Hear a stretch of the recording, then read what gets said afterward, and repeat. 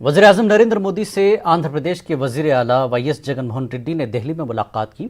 दो लीडरों की मुलाकात 8 महीने बाद हुई। तकरीबन 45 मिनट हुई मुलाकात में एपी के मसाइल पर तबादला ख्याल किया गया।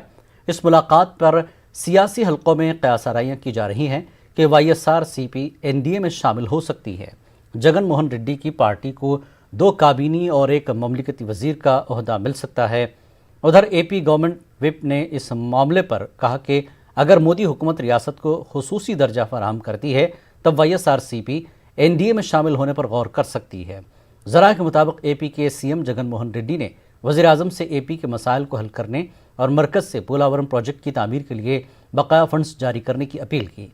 जगन मोहन रेड्डी ने पोलावरम आबी प्रोजेक्ट के लिए फंड्स जारी करने, जीएसटी बकायाजात अदा करने, रामायणपट्टनम पोर्ट बनाने, कड़पा स्टील फैक्ट्री, हर पार्लिमानी हल्के में एक मेडिकल कॉलेज कायम करने, रियासत में फिशिंग हार्बरिंग की तश्कील और रियासत की मईशत को मुस्तहकम करने के लिए मरकज़ से ताउन की अपील की है और साथ ही एपी को खुसूसी दर्जा देने, एपी तंजीम जदीद कानून पर अमल करने की भी अपील की गई।